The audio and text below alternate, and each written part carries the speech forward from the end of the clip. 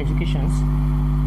Last lecture में हमने decide किया था कि हम नेक्स्ट लेक्चर से कुछ मैथमेटिकल टूल्स पढ़ेंगे, यानी कि मैथमेटिक्स पढ़ेंगे जो ज़रूरी है फ़िज़िक्स को समझने के लिए। बिकॉज़ आगे जो हम फिज़िक्स को स्टडी करने वाले हैं वो इस बिना बेसिक मैथमेटिक्स के नॉलेज के पॉसिबल नहीं है। ठीक है, तो आज हम कुछ बेसिक मैथमेटिकल टूल्स पढ़ने जा रहे हैं जो बहुत ज़्यादा ज़रूरी है फिज़िक्स को समझने के लिए। आप जैसे उसमें से क्या है कि जैसे अभी तक आपने लॉगरिथम नहीं पढ़ा है कि लॉगरिथम क्या होता है। ठीक है, लॉग के बारे में अभी तक कोई भी सिलेबस में, ना तो मैथमेटिक्स में ना साइंस में कहीं कोई चैप्टर था आपके CBSE में।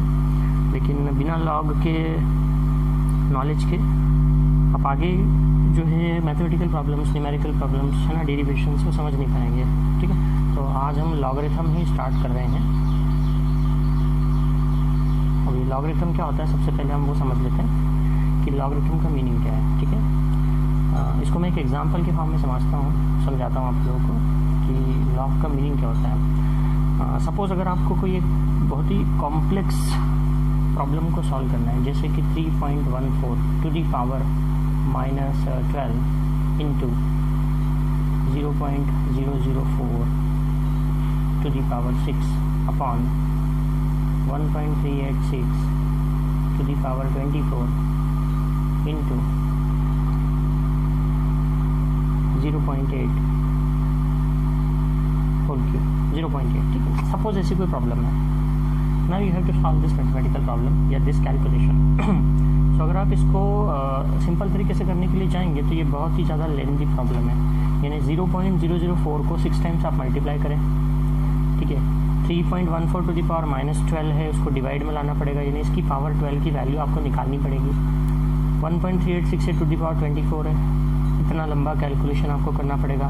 और इन ऑल कहने का ये मतलब है कि ये जो एक कॉम्प्लेक्स प्रॉब्लम है, अगर मुझे इससे सीधे तरीके से सॉल्व करना रहा तो बहुत ही ज़्यादा लेंथी प्रोसेस होगी और जो हम आंसर निकालेंगे उसमें एरर होने की पॉसिबिलिटी बहुत ज़्यादा है। ठीक है, बहुत ज़्यादा एरर होने की पॉसिबिलिटी है एंड इसको सॉल्व करने में टाइम बहुत लगेगा।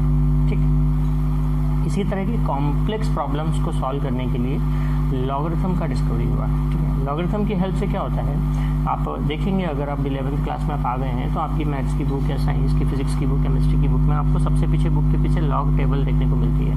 उसमें 2 टेबल होती है, एक होती है लॉग टेबल और एक होती है एंटी लॉग टेबल।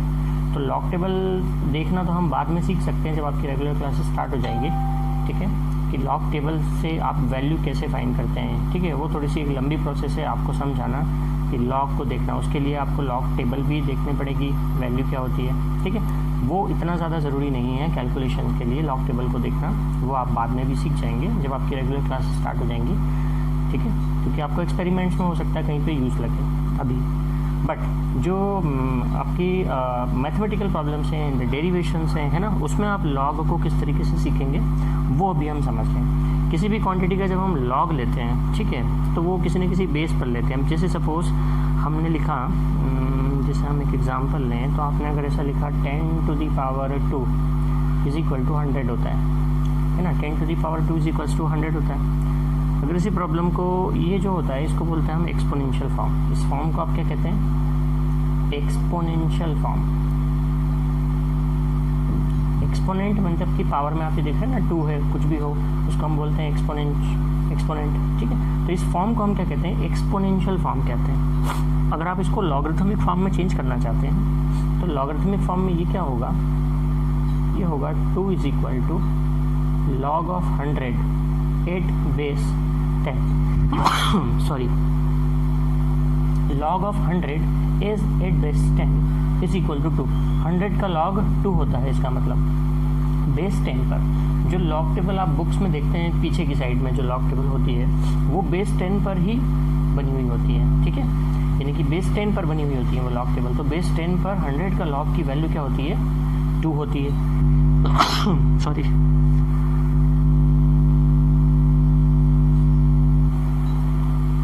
लॉग 100 की वैल्यू बेस 10 पर कितनी है? 2 है। तो इन जनरल हम इसको ऐसा लिख सकते हैं, in general we can write 10 to the power x is equal to y है, इसको एक्सपोनेंशियल फॉर्म आप कहते हैं। तो आप इसको ऐसा लिख सकते हैं x is equal to log of y at base 10, ये जो नीचे लिखा हुआ था इसको बेस कहते हैं, log of y at base 10 is equal to x। ठीक है, ये फॉर्म में चेंज करते आपको आना चाहिए। ये फॉर्म हुआ क्या, एक्सपोनेंशियल फॉर्म, और ये इसका क्या हुआ, लॉगरिथमिक फॉर्म, इसे कहते हैं आप लॉगरिथमिक फॉर्म। ये हुआ आपका लॉगरिथमिक फॉर्म। ओके, है ना। तो अब एक वैल्यू होती है 2.718 जिसको बोलते हैं हम ई, इसे कहते हैं आप ई फॉर एक्सपोनेंट। 2.7183 इसकी वैल्यू होती है, और इन जनरल जो लॉग लिया जाता है बेस ई पर उसको बोलते हैं हम नेचुरल लॉग। ठीक है, यानी नेचुरल लॉग कैसा होगा, यानी कि if e to the power x is equals to y लिखा है आपने, e to the power x is equals to y, ये एक्सपोनेंट फॉर्म हो गया, तो x इज इक्वल्स टू क्या होगा, log of y at base e। ये हुआ लॉगरिथमिक फॉर्म किस पर, बेस e पर। e की वैल्यू फिक्स होती है, फिक्स है कांस्टेंट वैल्यू 2.7183। तो ये जो होता है log ऑफ y, इसको बोलते हैं नेचुरल लॉग। कहीं कहीं पे आपको ऐसा लिखा हुआ भी दिखेगा ln y मतलब नेचुरल लॉग। ठीक है, नेचुरल लॉग मतलब जो बेस ई पर है। तो अगर आपको ln लिखा हुआ दिखे ln y, तो ये भी लॉग है, इसे बोलते हैं नेचुरल लॉग, यानी कि लॉग एट बेस ई। तो ये दोनों एक ही बात है। ठीक है, ऐसा भी लिखा हुआ हो सकता है x equal to log e y, ऐसा भी लिखा हुआ हो सकता है x equal to natural log y। ठीक है, अब अगर आपको किसी लॉगरिथम को बेस 10 से बेस ई में चेंज करना हो तो 0.434 का मल्टीप्लाई हो जाता है उसमें। मतलब अगर कोई लॉग की वैल्यू है बेस 10 पर, ठीक है, लॉग बेस 10 बाय, तो वो इज इक्वल्स टू होता है, अगर आप उसको उसमें चेंज करते हो तो 0.434 log of y at base e. ये देखिए क्या हुआ, बेस 10 से बेस ई में कन्वर्ट हो गया लॉग, किसका लॉग, y का लॉग। ठीक है, तो अगर बेस 10 से बेस ई में कन्वर्ट करना है, यानी नेचुरल लॉग में कन्वर्ट करना है किसी वैल्यू को, लॉगरिथमिक वैल्यू को, तो 0.434 से क्या हो जाएगा, मल्टीप्लाई हो जाएगा। ठीक है, मतलब इसी को आप ऐसा भी लिख सकते हैं 0.434 into natural log of y। ठीक है, तो लॉग के बारे में थोड़ी चीज़ समय आपको समझ में आई कि एक्सपोनेंशियल फॉर्म को आप लॉग में कन्वर्ट कर सकते हो। उसी तरीके से जो मैंने कॉम्प्लेक्स प्रॉब्लम ली थी ना, अगर आप इसका लॉगरिथम लोगे तो एक फार्मूला मैं आपको आगे बताता हूँ। उस फार्मूले की हेल्प से क्या हो जाएगा कि पावर जो होती है वो पावर में ना रख करके आगे आ जाती है। फिर आपको खाली इस क्वान्टिटी का लॉग देखना होता है टेबल से, लॉग टेबल से वैल्यू देख करके आप सीधे सीधे उसको मल्टीप्लाई, एडिशन, सब्ट्रैक्शन कर दीजिए। ठीक है ना, तो ये मैंने आपको बताया कि 10 to the power 2 equal to 100 होता ही होता है। इसको एक्सपोनेंशियल फॉर्म कहते हैं। लॉगरिथमिक फॉर्म में लिखेंगे तो ये log of 100 is equal to 2 हो जाएगा। ठीक है ना, एट बेस 10। तो लॉगरिथमिक फॉर्म से एक्सपोनेंशियल फॉर्म में आप किसी क्वांटिटी को चेंज कर सकते हो। देखिए क्या हो रहा है कि जो बेस है वो बेस क्या हो रहा है, लॉग का बेस बन जाएगा, और जो एक्सपोनेंशियल है वो क्या हो जाएगा, एक्स इक्वल टू में आ जाएगा, और इस तरफ राइट हैंड साइड में जो क्वांटिटी उसका क्या हो जाएगा, लॉग हो जाएगा। समझ में आया आपको, ये पावर जो है ये पावर इधर आ जाएगी आगे, लॉग कहाँ चला गया, किसका लॉग हो गया, 100 का लॉग हो गया, ये 10 कहाँ गया, बेस में आ गया। ठीक है ना, तो ये बेस 10 लॉग है। और वैसे बेस ई लॉग जो होता है, ई की वैल्यू होती है 2.7183। बेस ई लॉग पे आप इसको इस तरीके से लिख सकते हैं, जैसे आपने ऊपर 10 की पावर लिखा था, 10 to the power x equal to y, आप इस तरीके से लिख सकते हैं। वैसे e to the power x equal to y को आप ऐसा लिख सकते हैं, x equal to log of y at base ई।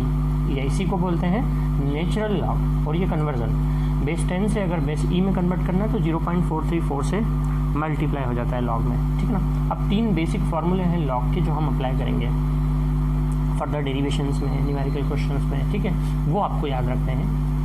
वो फार्मूले क्या हैं तीनों। अगर किसी क्वांटिटी का लॉग है किसी भी बेस के ऊपर हो, भले वो ई बेस पर हो या 10 बेस पर हो, किसी भी बेस पर हो, दो क्वांटिटी का मल्टीप्लिकेशन है, m इंटू एन है।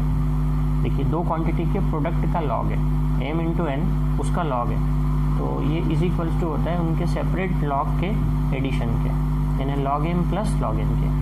Log m into n is equal to log m plus log n। क्या हुआ, प्रोडक्ट का लॉग था तो लॉग का एडिशन हो गया। ठीक है, इंडिविजुअल लॉग का addition, log m plus log n। वैसे ही अगर डिवीज़न का लॉग ले रहे हैं आप, m अपॉन n, ये डिवाइड में है दो क्वांटिटी, डिवीज़न का लॉग ले रहे हैं तो ये सब्ट्रैक्शन हो जाएगा, log m minus log n, ठीक है। डिवीजन का log लिया तो इंडिविजुअल log का क्या होगा, सब्ट्रैक्शन हो गया। थर्ड, अगर आप पावर लेते हैं m to the power n, ये देखिए log of m to the power n, इस क्वांटिटी का अगर आप log ले रहे हैं m to the power n का, तो क्या होगा, ये जो पावर है n, ये आगे आ जाएगी मल्टीप्लिकेशन में, कोएफिशिएंट बन जाएगा, तो n into log of m। ये 3 फार्मूले हैं बेसिक, समझ में आए आपको, ठीक है। प्रोडक्ट का लॉग हो जाएगा, सेपरेट लॉग का एडिशन, डिवीजन का लॉग हो जाएगा, सेपरेट लॉग का सब्ट्रैक्शन, एंड एक्सपोनेंशियल का जो लॉग हो जाएगा उसमें एक्सपोनेंट कहाँ जाएगा, कोएफिशिएंट बन जाएगा n इंटू लॉग m, ठीक है। ये 3 फार्मूले हैं, ये आपको याद रखना है। 3 फार्मूले ये हर जगह हम अप्लाई कर सकते हैं, कहीं भी जहाँ लॉग हमें दिख रहा है, ठीक है। अब एक चीज़ और आप समझ लीजिए कि सपोज अगर आपका ऐसा लिखा हुआ है log of m plus n, कहीं ऐसा लिखा हुआ दिखे आपको कि log of m plus n, आप इसको ऐसा मत लिख दीजिएगा, ऐसा नहीं होता है, मैं इसको कट कर रहा हूँ, ऐसा नहीं होता है, is not equal to.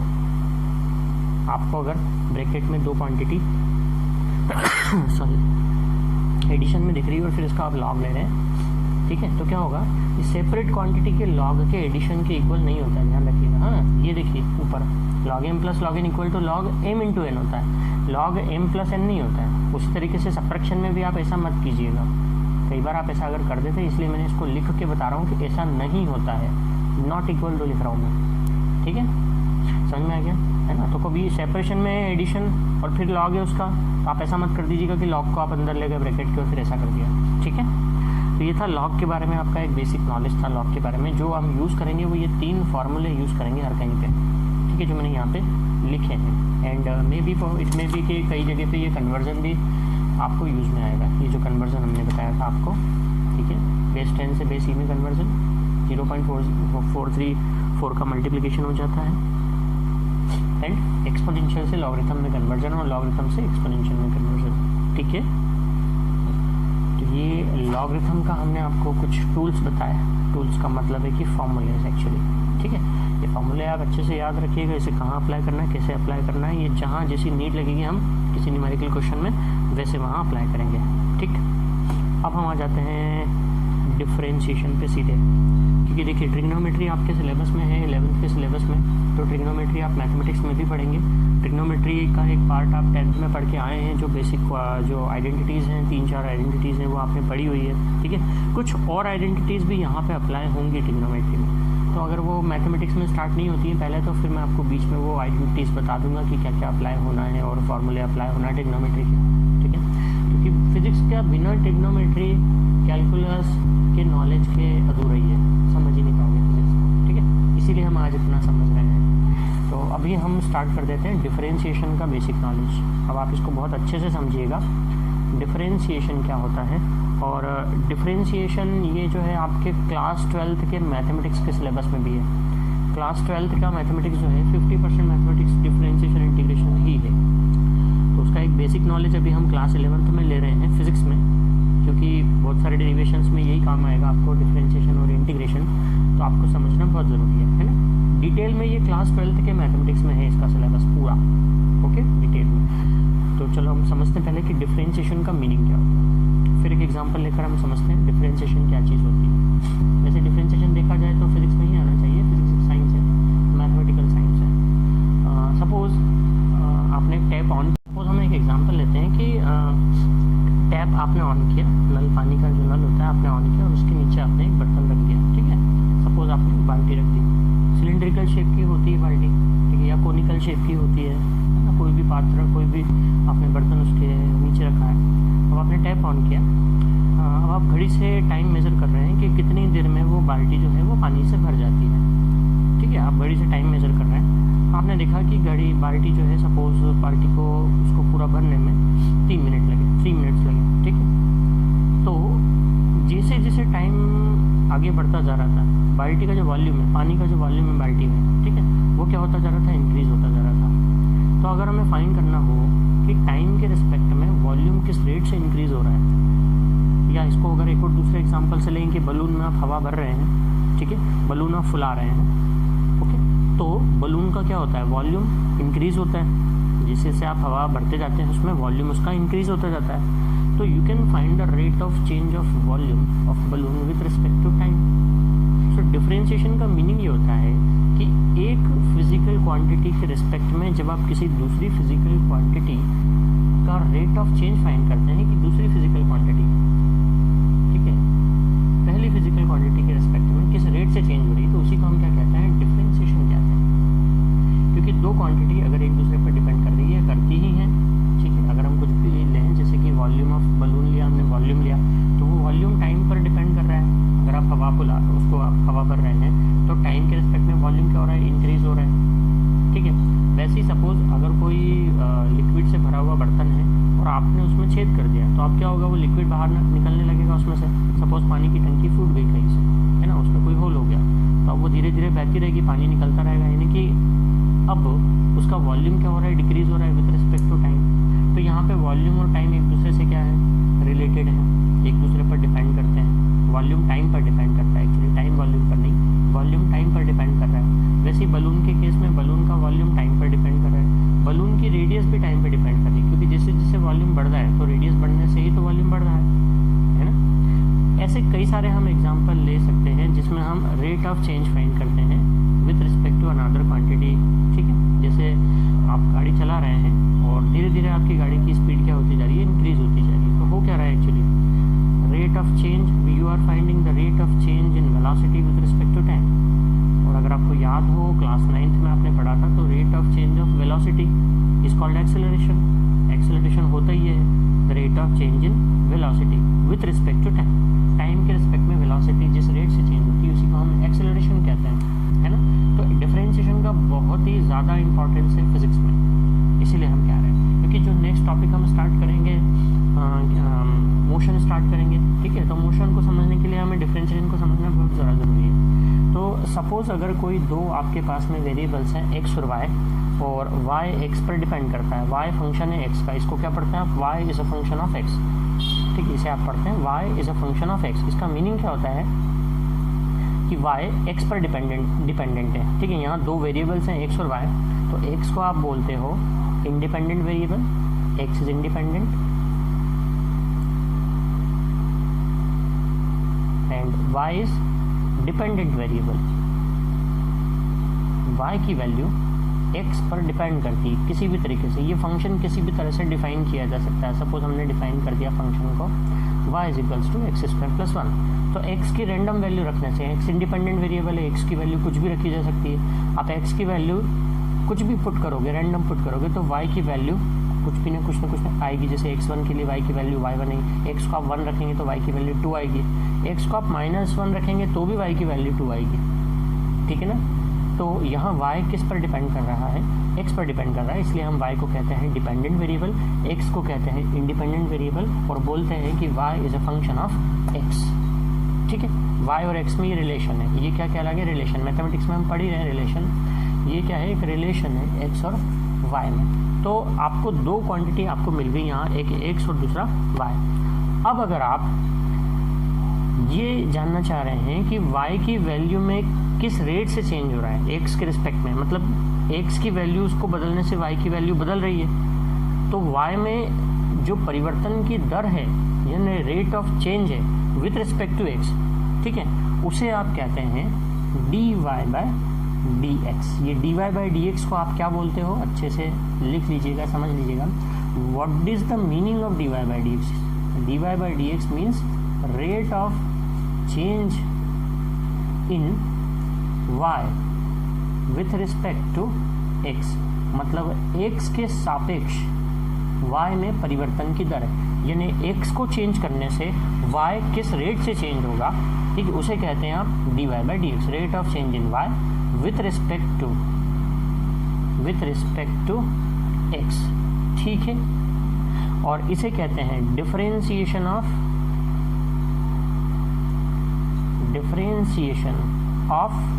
y with respect to को मैं आप शॉर्टकट में WRT लिखूंगा। फर्दर आगे जितना भी मैं कहीं लिखता हूँ WRT, इसका मतलब क्या है, with respect to x। Differentiation of y, इसका dy/dx का मीनिंग होता है differentiation of y with respect to x, ठीक है, x के सापेक्ष y में परिवर्तन की दर dy by dx। डिफरेंशिएशन ये मीन्स है कि whenever we find the rate of change in a quantity with respect to another quantity, this is called differentiation. The process in which we find the rate of change in one physical quantity with respect to another physical quantity is called differentiation। जो मैं बोल रहा हूँ आप उसको लिख सकते हो। क्या बोल रहा हूँ? The process in which we find the rate of change in one physical quantity with respect to another physical quantity is called differentiation। Okay, तो dy by dx का मीनिंग आपको समझ में आया? Rate of change in y with respect to x। अगर हमने लिखा dy by dt, अगर y t का फंक्शन है, t फॉर टाइम, अगर y कोई भी एक वेरिएबल है, y अगर t का फंक्शन है यानी y की वैल्यू t पर डिपेंड कर रही है, t फॉर टाइम, तो यहाँ पे आप इसको क्या बोलेंगे? Rate of change in y with respect to t। ठीक है, rate of change in y with respect to t, it is dy by dt। जैसे हम वॉल्यूम की बात कर रहे हैं, है ना, वॉल्यूम की हम बात कर रहे थे, तो वॉल्यूम के लिए आप ऐसा लिख सकते हो dv by dt, v for volume, तो rate of change in volume with respect to time. ठीक है, अगर t टाइम है और v वॉल्यूम है तो dv by dt means rate of change in volume with respect to time.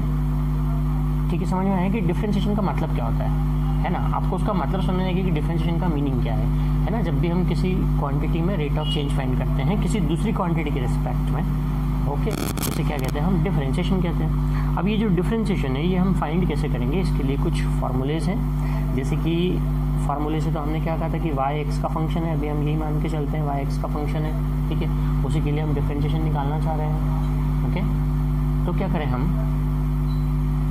जब हमें डिफरेंशिएशन निकालना हो यानी y का डिफरेंशिएशन निकालना हो तो कुछ फार्मूले हैं, मैं आपको बताता हूँ। जैसे सबसे पहला फार्मूला कि अगर कोई क्वांटिटी कांस्टेंट है, जैसे हमें कांस्टेंट का डिफरेंशिएशन चाहिए विद रिस्पेक्ट टू x कोई भी एक वेरिएबल है, कांस्टेंट का क्या निकाल रहे हो आप? डिफरेंशिएशन। अब भाई अगर कोई क्वांटिटी कांस्टेंट है तो उसमें चेंज कहाँ से होगा? चेंज होगा क्या? किसी भी क्वांटिटी के रिस्पेक्ट में उसमें चेंज होगा ही नहीं। जैसे मैंने कहा 6 एक कांस्टेंट वैल्यू है, 10 एक कांस्टेंट वैल्यू है, -40 कांस्टेंट वैल्यू है, -3/4 कांस्टेंट वैल्यू है। ठीक है, कोई भी नंबर हुआ क्या है? कांस्टेंट वैल्यू, या कोई और भी वेरिएबल हो गया जो कांस्टेंट वेरिएबल है। ठीक है, मतलब कांस्टेंट नंबर है वो, तो कांस्टेंट का डिफरेंशिएशन क्या होगा? 0, क्योंकि भाई वो कांस्टेंट है, जब वो चेंज हो ही नहीं रहा है ना, तो उसमें रेट ऑफ चेंज हम फाइंड कैसे करेंगे? चेंज कुछ भी नहीं हो रहा उसमें। जैसे कि एग्जांपल के फॉर्म पे अगर हम लिखे तो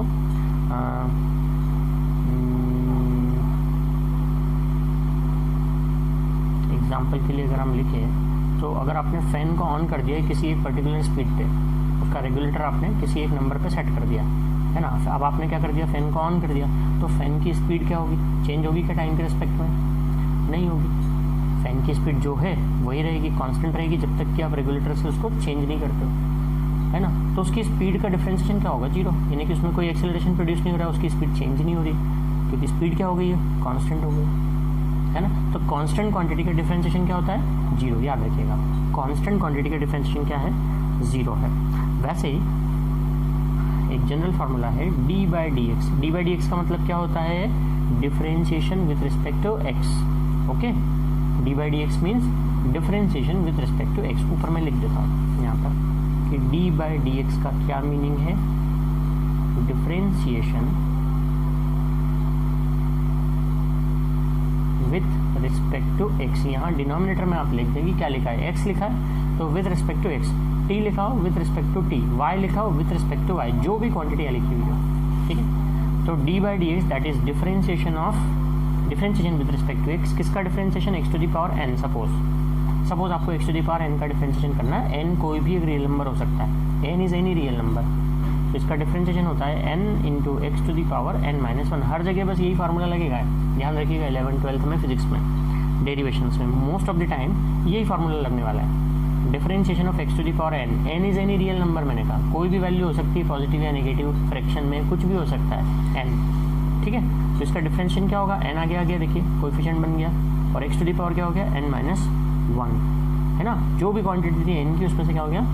-1 हो गया, यानी ये सेकंड फार्मूला। और मैंने कहा मोस्ट ऑफ द टाइम यही फार्मूला लगने वाला है। Now differentiation of log x, जो आपने अभी पढ़ा था ना, लॉग का डिफरेंशिएशन क्या है, बेस ई पर, ठीक है। लॉग एक्स का डिफरेंशिएशन होता है 1/x, लॉग एक्स का डिफरेंशिएशन क्या है 1/x, बेस ई वाले का, जिसका बेस ई होता है उसका डिफरेंशिएशन, ठीक है। Number 4, differentiation of sine x, sine function का differentiation, trigonometric function sine x, sine x का डिफरेंशिएशन होता है कॉस एक्स, कुछ फॉर्मूले में यहाँ लिख रहा हूँ। साइन एक्स का डिफरेंशिएशन क्या हुआ, cos x. Formula number 5, differentiation of cos x, cos x का डिफरेंशिएशन होता है minus sine x, okay. Cos x का डिफरेंशिएशन है minus sign x, sine x का डिफरेंशिएशन है plus cos x. Tan x का भी देख लेते हैं, टेन एक्स का डिफरेंशिएशन होता है sec square x, tan x का डिफरेंशिएशन होता है sec square x. Sec x का डिफरेंशिएशन देख लेते हैं, सेक का क्या होता है, सेक का डिफरेंशिएशन होता है सेक एक्स टेन एक्स। ये सब फॉर्मूले हैं जो आपको याद करना ही है, ठीक है। टेन एक्स का differentiation sec square x, sec x का differentiation sec x tan x. Cosec x का, कोसेक एक्स का डिफरेंशिएशन होता है minus cosec x cot x, ठीक है। कोसेक एक्स का डिफरेंशिएशन होता है minus cosec x cot x. और कॉट एक्स का डिफरेंशिएशन क्या होता है, 6 ट्रिग्नोमेट्रिक फंक्शन होते हैं। कॉट एक्स का डिफरेंशिएशन होता है, जैसे टेन का क्या था sec square x, cot x का होता है माइनस कोसेक स्क्वायर एक्स। तो ये जो 6 ट्रिग्नोमेट्रिक फंक्शन है 1 2 3 4 5 और ये 6, ये 6 ट्रिग्नोमेट्रिक फंक्शन के डिफरेंशिएशन आप देख रहे हैं, ठीक है। ये सारे फार्मूले आप लिख लीजिएगा अभी तक के, ये तो बहुत ही बेसिक्स फार्मूले हैं, है ना। एक दो फार्मूले मैं आपको और बताता हूँ। जैसे ट्रिग्नोमेट्रिक फार्मूला बताया मैंने, लॉग का फार्मूला बताया, कांस्टेंट क्या डिफरेंशिएशन होगा ही नहीं क्योंकि वो कांस्टेंट है, तो चेंज होगी नहीं वैल्यू, जब वैल्यू चेंज नहीं होगी तो 0 होगा। एक फार्मूला आप और लिख लीजिए, e⁻x, ये जो एक्सपोनेंशियल है इसकी पावर x, इसका डिफरेंशिएशन क्या होता है, इसका डिफरेंशिएशन ये खुद होता है। e⁻x का डिफरेंशिएशन e⁻x ही होता है, चेंज नहीं होता है वो, यानी इसमें रेट ऑफ चेंज जो है वो खुद ही आता है, e⁻x आता है, ठीक है। तो ये कुछ बेसिक फार्मूले थे आपके लिए। अब ये तो थे डायरेक्ट फार्मूले। अब अगर आपको अप्लाई करना हो differentiation of product of two function, product of two function का formula, product of two function, यानी कि अगर दो फंक्शन अलग अलग मल्टीप्लिकेशन में हैं और उसका डिफरेंशिएशन करना है तो फिर क्या होगा। देखिए एडिशन सब्ट्रैक्शन में तो कोई रूल फॉलो नहीं होता है, एडिशन सब्ट्रैक्शन में डायरेक्ट सबका अलग अलग सेपरेट डिफरेंशिएशन हो जाएगा एडिशन में और सब्ट्रैक्शन में, लेकिन मल्टीप्लिकेशन में ऐसा नहीं होता है। अगर दो फंक्शन मल्टीप्लिकेशन में है, ठीक है, तो फिर उसका डिफरेंशिएशन होता है, सपोज दो फंक्शन है आपके u और v, ये दोनों x के फंक्शन है, से u मैंने लिया फंक्शन है x का और v भी फंक्शन है x का, फंक्शन का नाम अलग हो जाता है। हाँ भाई, दो अलग अलग फंक्शन है तो इसलिए नाम अलग अलग होंगे। ये फंक्शन का नाम f है, इस फंक्शन का नाम g है। u x का फंक्शन है, v भी x का फंक्शन है, लेकिन फंक्शन की डेफिनेशन अलग अलग हो सकती है, रिलेशन अलग अलग हो सकता है, इसलिए इस फंक्शन का नाम दिया f, इस फंक्शन का नाम दिया g। कहने का ये मतलब है कि u और v हैं दोनों x के फंक्शन, और आपको जब डिफरेंशिएशन फाइंड करना हो किसका, इन दोनों के प्रोडक्ट का, u इंटू वी का, प्रोडक्ट ऑफ टू फंक्शन का ये मीनिंग है। दो फंक्शन है u और v, उन दोनों का प्रोडक्ट, उसका डिफरेंशिएशन जब आपको फाइंड करना हो तो आप क्या फार्मूला लगाएंगे, first function as it is differentiation of second function v plus second function as it is differentiation of first function u। बहुत ही सिंपल फार्मूला है। First function as it is into differentiation of second function plus second function as it is into differentiation of first function, यानी एक एक करके दोनों function का क्या हुआ, डिफरेंशिएशन हुआ, और दूसरा वाला फंक्शन आगे क्या आ गया, मल्टीप्लिकेशन में आ गया। ठीक है, u एज इट इज है, जब हम न्यूमेरिकल क्वेश्चंस करेंगे तो आपको और ज़्यादा अच्छे समझ में आ जाएगा। u एज इट इज है, आगे मल्टीप्लिकेशन में v का डिफरेंशिएशन हुआ, प्लस फिर v एज इट इज हो गया और u का डिफरेंशिएशन हो गया। ये क्या है आपका product of two function, multiplication में है मतलब। तो ठीक है, अब एक फार्मूला अपन डिवीजन वाला भी देख लेते हैं। ये प्रोडक्ट वाला फार्मूला आप लिख लीजिएगा,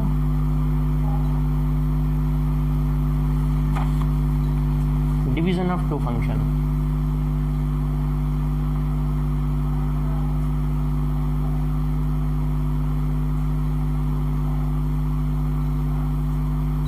वही u और v हमने लिया, दो फंक्शन है और वो डिवीज़न में है, उसका डिफरेंशिएशन हमें निकालना है, यानी कि u अपॉन v है, u और v डिवीज़न में है। ओके, इसका हमें डिफरेंशिएशन निकालना है। तो इसका फार्मूला होता है, डिवीज़न में आएगा v स्क्वायर, यानी v का हो जाएगा स्क्वायर, यहाँ आएगा v, differentiation of u minus u, differentiation of v। क्या हुआ मतलब, second function as it is differentiation of first function minus first function as it is differentiation of second function divided by square of second function. ठीक है, ये formula apply करेंगे हम किसमें, division में, v du by d x minus u dv by d x. What does it means d by d x, अभी पहले ही बताया हमने, differentiation with respect to x। मतलब अब क्या करेंगे, v को एज इट इज रखेंगे, u का डिफरेंशिएशन करेंगे, माइनस u को एज इट इज रखेंगे, v का डिफरेंशिएशन करेंगे, डिवाइड में v का होल स्क्वायर। ठीक है, तो ये डिफरेंशिएशन के बेसिक फॉर्मूले थे जो हमने आपको बता दिए। डिफरेंशिएशन का मीनिंग आपको समझ में आ गया, to find rate of change, we differentiate a quantity with respect to another quantity. अब इसके जो एग्जांपल्स हैं, कुछ एग्जांपल्स अगर हम ले लें डिफरेंशिएशन के एग्जांपल्स, तो x का मतलब है डिस्प्लेसमेंट होता है। x का मतलब क्या होता है, डिस्प्लेसमेंट।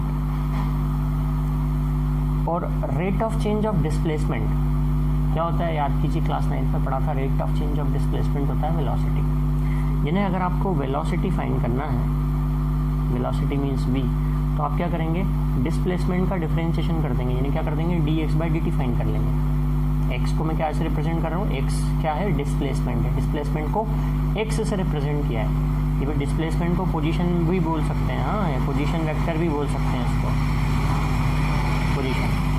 तो अगर आपने x का डिफरेंशिएशन किया with respect to time, dx by dt बोला है, तो क्या आ जाएगी, वेलोसिटी आ जाएगी। यानी ये dx बाई dt का मतलब क्या है, rate of change of displacement with respect to time. ठीक है, और जब आप इस वेलोसिटी का डिफरेंशिएशन करते हैं, यानी dv बाई dt करते हैं, यानी वेलोसिटी में रेट ऑफ चेंज फाइंड करते हैं, तो क्या आता है, एक्सेलरेशन। एक्सेलरेशन को a से रिप्रेजेंट करते हैं, स्मॉल a से, स्मॉल a से, और ये स्मॉल v होता है, ये भी कैपिटल v नहीं होता है, कैपिटल v वॉल्यूम होता है, स्मॉल v। ठीक है, तो rate of change in velocity with respect to time is called acceleration. आप v का डिफरेंशिएशन कर दोगे तो क्या जाएगा, एक्सेलरेशन। तो ठीक है, अगर आपको x की वैल्यू गिवन है, यानी पोजीशन गिवन है, जो कि टाइम का फंक्शन हो, x किसका फंक्शन होना चाहिए, टाइम का, डिस्प्लेसमेंट किसका, टाइम का फंक्शन हो, तो आप x को क्या कर दीजिए, डिफरेंशिएट कर दीजिए टाइम के रिस्पेक्ट में, t के रिस्पेक्ट में, तो क्या आ जाएगी, वेलोसिटी। उसको एक बार और डिफरेंशिएट कर दोगे तो क्या आ जाएगा, एक्सेलरेशन। इसको ऐसा लिखते हैं, d square x by d t square, ये होता है सेकंड डेरिवेटिव। ठीक है, एक्स का सेकंड डेरिवेटिव। ये d v by d t का मतलब क्या हुआ, rate of change of velocity with respect to time.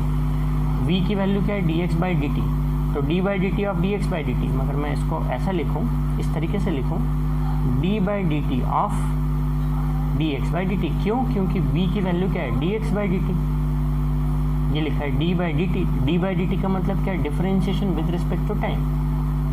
तो इसको ऐसा लिखा जाता है, d square x upon d t square. इसको डी स्क्वायर टी स्क्वायर मत लिखना, हाँ, डी टी होल का मीनिंग होता है with respect to time. Okay, तो डी टी स्क्वायर लिखते हैं, इसको डी स्क्वायर टी स्क्वायर मत लिखिएगा।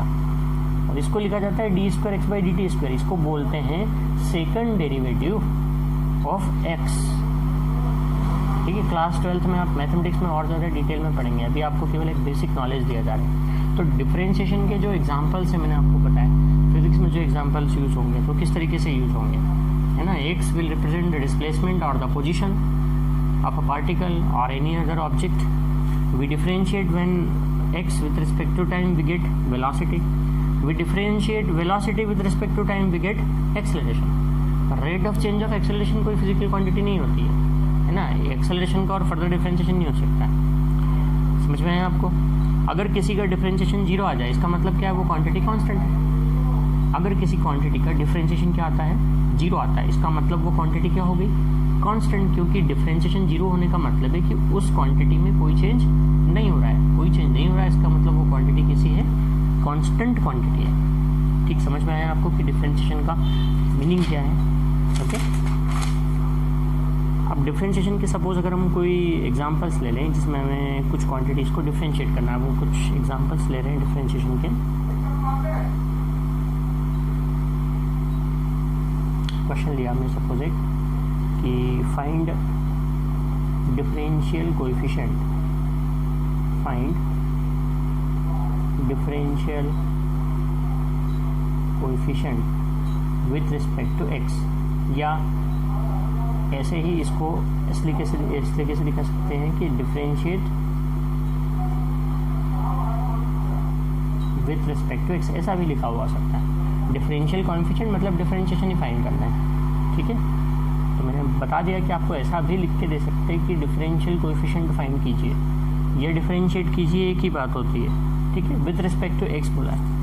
अब सपोज अगर आपको क्वेश्चन ऐसा दिया हुआ है, किसको डिफरेंशिएट करना है आपको, x cube plus 5x square minus 2, इसको डिफरेंशिएट करना है, ठीक है। तो सबसे पहले आप इसको y मान लीजिए, y इज इक्वल टू है ये x cube plus 5x square minus 2, कोई दूसरी वैल्यू मान ली हमने, इसको y मान ली, ठीक। अब इसको हम डिफरेंशिएट करते हैं विथ रिस्पेक्ट टू x। तो आप पहले लिख देंगे कि डिफरेंशिएट बोथ साइड्स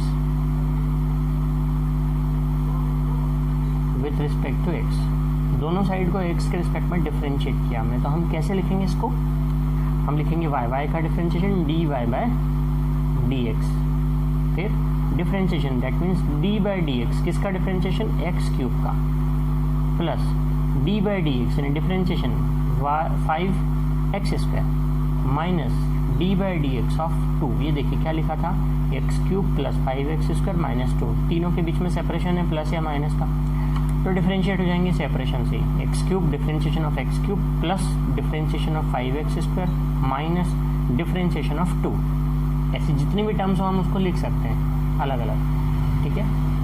अब डिफरेंशिएशन करते हैं। अब देखिए इसमें किसका डिफरेंशिएशन करना है, यहाँ पे एक्स क्यूब का क्या फार्मूला लगेगा, हमने आपको फार्मूला लिखा है डिफरेंशिएशन के, ये देखिए x to the power n, मैंने कहा था ना यही फार्मूला यूज होगा हर जगह पे। X to the power n का डिफरेंशिएशन क्या होता है, n x to the power n minus 1।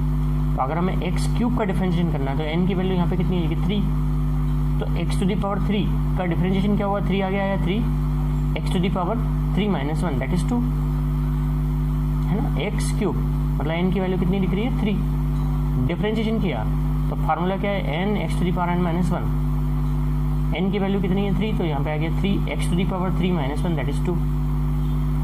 तो ये जो एक्स क्यूब है इसका डिफरेंशिएशन क्या आ गया, लिख रहा हूँ, आप लिख लीजिएगा क्वेश्चन को यहाँ तक, ठीक है। हमें इस इक्वेशन का डिफरेंशिएशन करना है विद रिस्पेक्ट टू एक्स।